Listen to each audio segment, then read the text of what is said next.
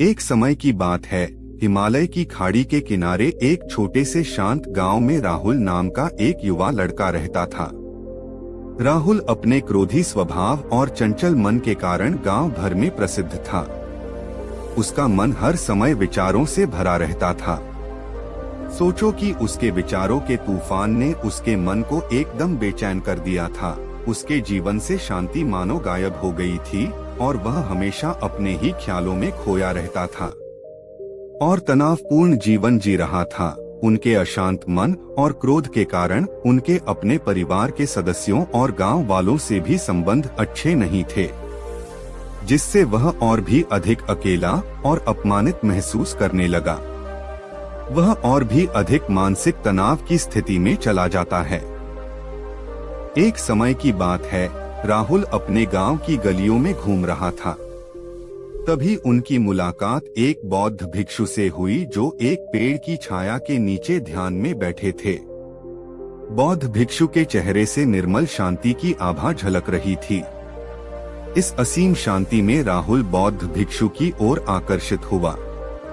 जब राहुल बौद्ध भिक्षु के करीब आया तो उसे अपने आसपास एक सकारात्मक ऊर्जा का एहसास हुआ। भरत को एहसास हुआ कि इस असीम शांति और सकारात्मक ऊर्जा का स्रोत कहीं न कहीं इस बौद्ध भिक्षु के भीतर ही है। इसलिए वह वहीं बैठकर उसकी आंखें खुलने का इंतजार करने लगा।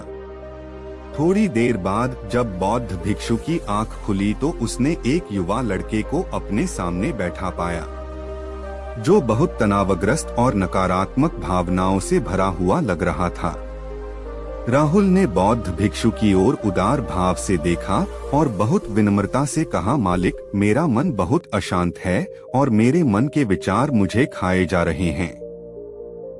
मुझे एक पल के लिए भी शांति महसूस नहीं होती। क्या आप मुझे सिखा सकते हैं कि मैं अपने अशांत मन को कैसे शांत करूं?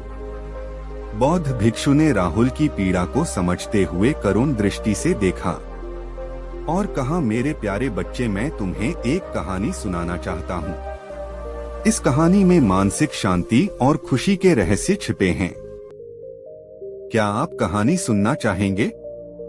राहुल ने हाँ में सिर हिलाया और पूरी एकाग्रता से कहानी सुनने को तैयार हो गया। उनके अंदर जिज्ञासा चरम पर थी। वो कहानी सुनने को बेताब था। बहुत समय पहले की बात है, एक नगर में शक्ति नाम का एक आदमी रहता था।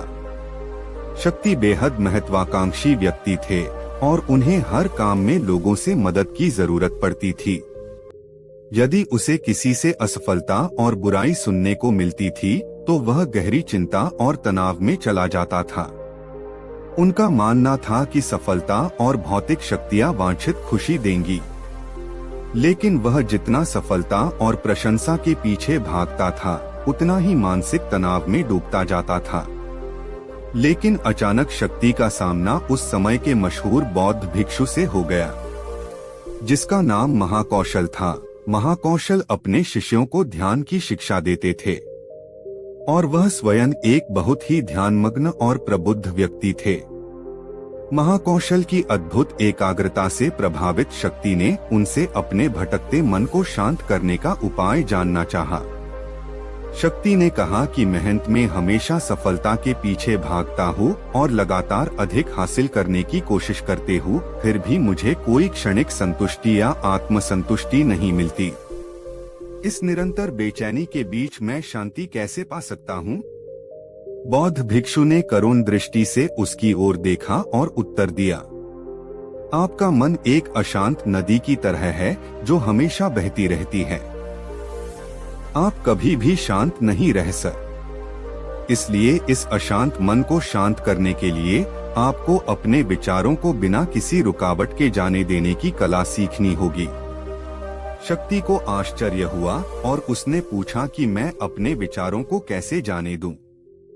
आखिर मैं भी तो अपनी इच्छाओं और महत्वाकांक्षाओं से बंधा हुआ हूँ। यह सुनकर बौद्ध भिक्षु मुस्कुरा दिए। बौद्ध भिक्षुक कहा, कल्पना करें कि आपके हाथ में पानी का एक गिलास है। अब आप इसे जितनी देर तक पकड़कर रखेंगे यह उतना ही भारी होता जाएगा। और अगर आप इसे काफी देर तक पकड़े रहेंगे तो आपके हाथ में दर्द होने लगेगा। लेकिन अगर आप उस पकड़ को ढीला कर दें और छोड़ दें तो आपका बोझ कम हो जाएगा। राहुल ने पूरी कहानी और उसका संदेश ध्यानपूर्वक सुना। वह समझ गया कि अपने विचारों और इच्छाओं से चिपके रहने से उसका बोझ बढ़ जाता है और अंदर ही अंदर अशांति पैदा कर देता है। अब राहुल को कहानी का अंत सुनने की उत्सुकता से प्रतीक्षा थी। कहकर बौद्ध भिक्षु ने कहानी जारी रखी।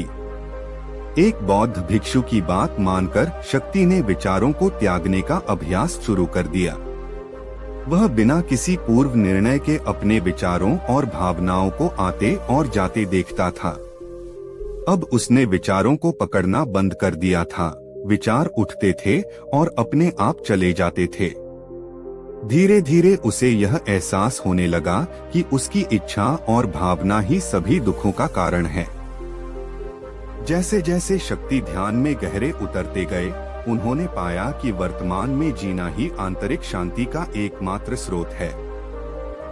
वह खुद को वर्तमान में स्थापित करके अपने मन की निरंतर बकवास से छुटकारा पा सकता था।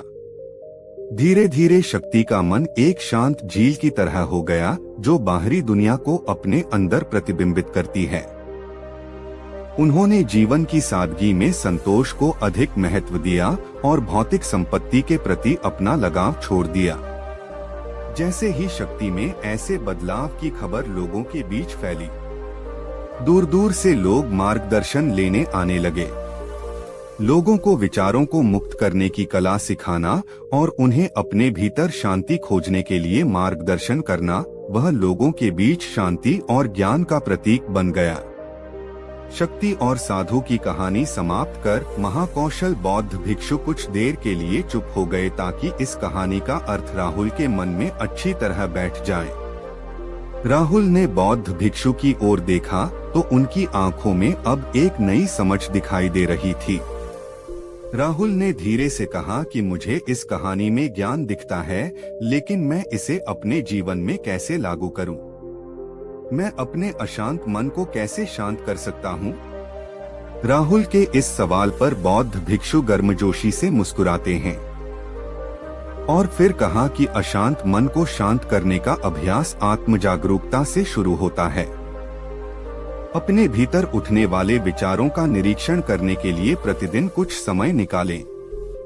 उन भावनाओं पर ध्यान दें जो आपके मन में आती हैं और देखें कि वे कैसे आती हैं और आकाश में गुजरते बादलों की तरह चले जाएं।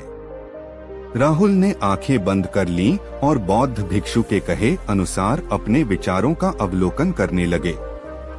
जैसे ही उसने अपने भीतर उठने वाले विचारों पर ध्यान देना शुरू किया, उसे इसका एहसास हुआ। उसे अपने अंदर चिंता और इच्छाओं की एक निरंतर धारा बहती हुई महसूस हुई। सिर्फ एक एहसास ने ही उसे एक अद्भुत शांति का एहसास कराया। उन्हें यह भी एहसास हुआ कि यह सभी विचारों और भावनाओं से अलग है। बौद्ध भिक्षु ने आगे कहा कि जैसे शक्ति ने खुद को सभी मोहमाया से अलग कर लिया था, वैसे ही अपने मन को अशांतकारी विचारों और भावनाओं से मुक्त करने का अभ्यास विकसित करो। बिना किसी पूर्वाग्रह के विचार को वैसे ही स्वीकार करें जैसे वह आता है और फिर धीरे धीरे उन्हें जाने दें और अपना ध्यान वर्तमान क्षण पर केंद्रित करें। दोस्तों, ऐसे ही प्रेरक कहानी के लिए हमें सब्सक्राइब करें और वीडियो को लाइक करना ना भूलें।